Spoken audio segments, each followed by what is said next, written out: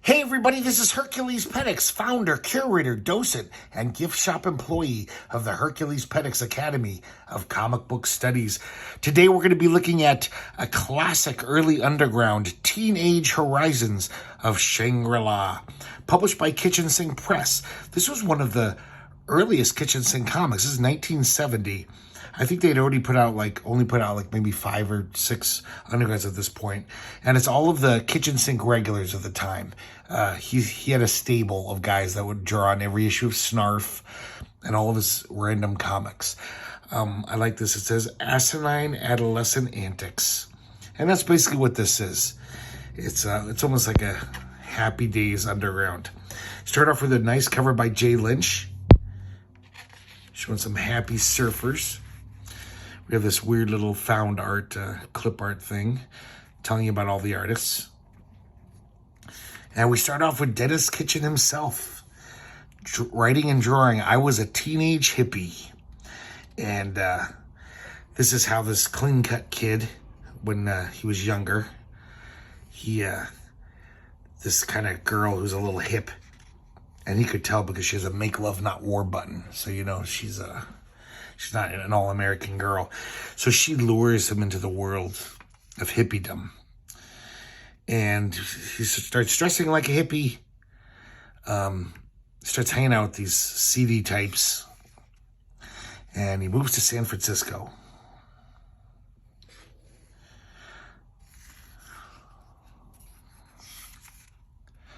And this woman takes him to her place.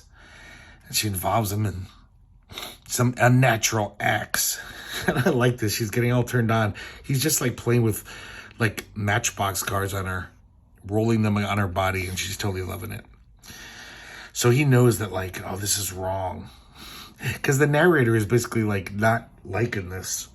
He's in this world, but he's just like, oh, I don't know. So finally he decides to get out. And he even tries to get out of the comic strip itself. But then the hippies grab him and pull him back in. And he informs us that getting out of the world of hippies is as hard to get out of as the Cosa Nostra or the Masons. Once in, you're in forever. So then we see him here saying, don't make the same mistake I did, kids, and always listen to your folks. But he's got this beautiful woman bringing him a pipe full of reefer, and he's drinking, I don't know, pina colada. So it doesn't look like he's hurting too much. It doesn't look like the world of hippiedom is really that bad. Here we have Jim Mitchell. He does a lot of things in this issue. This guy was just a really good artist, really good cartoonist. I mean, he could have, drawn for anyone. He just had a really slick style. So we see this hippie and his girlfriend. They're driving a little VW. And these gracer types try to fuck with them. Hey, hippie, you a boy or a girl? And they're like, why'd you get all those dents in your car? Somebody step on you? And the hippie says, I get them from doing this, man. And he rams the guys. Because they've got a slick fiberglass car, like a really expensive, fancy car. And it just shatters. And they're left crying. And the hippie takes off, just saying, peace, man. This is a treat. We get Hungry Chuck Biscuits by Daniel Klein. This is the first appearance of Hungry Chuck Biscuits. I did a video a month back or so about the solo Hungry Chuck Biscuits comic. And Hungry Chuck Biscuits is an anomaly in the underground world. It's, there's no sex or drugs or rock and roll. Well, there's a little sex here and there. But mostly it's just these 50s high school hijinks, and totally played for laughs. It's like a really good sitcom, And here we see our hero, Chuck. And he's got a problem. Very serious problem. And he's got worms in his butthole. And everyone knows it in school. And they all laugh at him because he's always had... Apparently it's unbearable, the itching from having worms. Thank God I've never had them. So he's always itching his ass. People are always laughing at him. And he's even taken enemas, which drown the bugs for half an hour, but then they always come back. And then the principal comes in, and he gets butt worms from the toilet. He used the same toilet that Chuck used. So he says, bring Biscuits in. He needs an ass inspection immediately. We're going to make sure. I think he's the one who has worms and spreading them. And I guess he calls in his secretary. She's like got her nose right in his butt crack. And she's like, yep, I see the worms. So they put him in the worm closet. Here's the perverted janitor of the school. He's kind of like trapped in there. But then all the boys in the school get worms because they have to use the boys' room. And I guess Chuck infected all the toilets with worms. The janitor got him too. So everyone hated Hungry Chuck Biscuits because of this. And of course, Chuck Biscuits is just like going, yeah, nah, nah, nah, nah.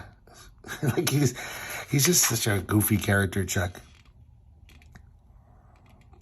And the guys, his classmates are beating the crap out of him. So one day his mom's packing his lunch. And she says, I'm going to give him some Bosco. But she can't find his thermos. So she says, oh, look, here's a little empty bottle. And she doesn't realize it's his enema bottle. So he's going to school, playing grab ass with his friend Gruber. I should point that out, just how Gruber is such a doofus looking guy. I've said this before, but I just think Daniel Klein just draws funny. Like these characters just, like, look at that look on his face. Just makes me laugh. So the pervert janitor one day takes a dump in the girls' room. And he's got worms. So, of course, now all the girls in the high school have worms. And they're all scratching their ass. Everyone's miserable.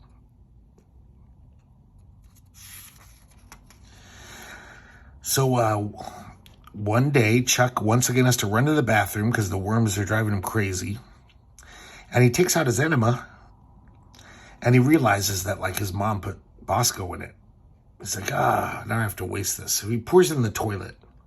He sits down on the toilet, and all the worms happily jump out of his ass to get to the sweet Bosco. They love the rich chocolatey taste. And Chuck is elated.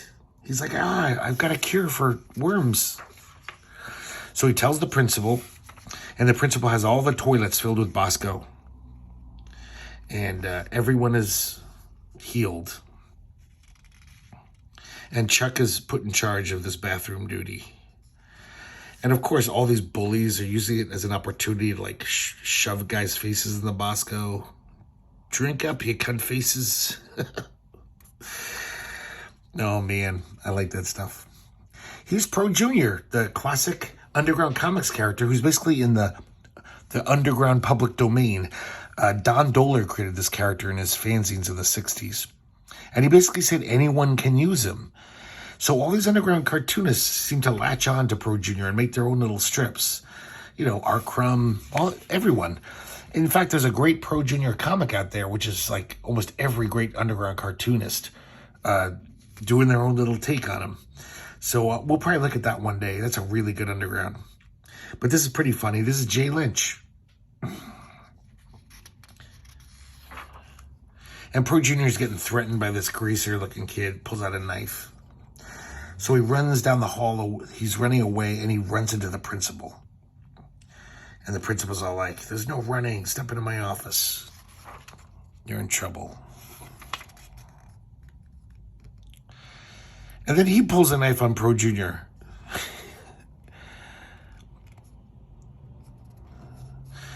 But luckily it's the 3 o'clock bell, so he's got to run. And so the next day, he's just like, God, between the principal and that greaser, I'm a dead man if I go to school today. I guess I'll just have to drop out. And then it says time slowly passes. And now they flash forward to the present. And Projunior's done pretty well for himself, even though he's a dropout. And he lives in darkest Africa, where he lives among the apes. That's so weird. So he lives like Tarzan. He's all happy. They have this running gag through the comic I didn't point out, but everyone seems to be humming or thinking of Duke of Earl. Sorry, Duke of Earl by Gene Chandler. And then at the end, even the monkey hanging out with Projunior's thinking it to himself. Here we have Don Glassford, another teenage success story. Another kitchen sink regular. So it's these three hippie-looking guys have some crappy band. They've tried to make it for years. They're just not, So they figure if they try crazy hippie stuff, maybe they'll get some cred or maybe they'll get some cachet and people will like them. So they try sniffing glue. They do aspirins and soda pop. I don't know if that was a mythical way to get high. And they even try demon marijuana. So nothing works. So this comic was printed out of order. This is supposed to be the next page. Last night I was reading it as I was going to sleep. And I was so confused. I kept being like, what's going on in this comic? But I was half asleep, so I couldn't figure it out. I think I tried to read it 2-3 times, and then I passed out. So one day they see this little girl giving out free bubblegum, and they try some. And all of a sudden they change. It kind of turns them into these clean-cut, all-American guys. And they begin playing a song they'd never heard before. And, this is during the era of bubblegum pop. Kind of very squeaky clean top 40 music for kids. So the lyrics are like chocolate-coated sugar, frosted lollipop, candy girl, yeah. And it becomes a huge hit, this song. And they got to do all the things the successful groups did, like let the air out of groupies. And I guess there's a little plug at the bottom of every groupie, and they deflate. They go on American Bandstand, and they owe it all to the sweet little girl who gave them bubblegum, though they'll never know who she really is. And we see this last panel. It's the office of the wife of the Attorney General.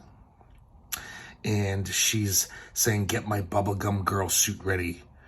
I got a report of 2 youngsters blowing grass in Indiana. So I guess the wife of the Attorney General goes around giving this gum, which turns kind of hippie kids into all American, good American kids. Here's another Jim Mitchell one-pager. Pretty much just a pinup. These guys are having a crazy, orgy, drug party, and the fuzz break-in. It's not much. But, well drawn. I think this is really early Justin Green. At least in a proper underground. It's his character, Rowdy Noody. This may be the first Rowdy Noody. I guess I could have looked it up and done the research, but man, Rowdy Noody, back in the early days, he's not just a mischievous Dennis the Menace type. He's a fucking psychotic. He's in the hospital. I don't know why he's at the hospital, but he's running loose, causing all this trouble. He goes to the drug cabinet, and the doctor's trying to grab him. He's always shooting something into his arm. He probably doesn't even know what it is. And I guess it's something good because it looks like he's tripping out here. His hallucination just looks like these big, fat, hot doggy worm things. So he escapes from that doctor or orderly, knocks over a nurse, runs into the x-ray lab, starts goofing around look, I'm a skeleton boy. And then he's looking at his feet bones. He's like... And then he runs away from that. The x-ray guy's chasing him. He's like, get out of here, you little bastard.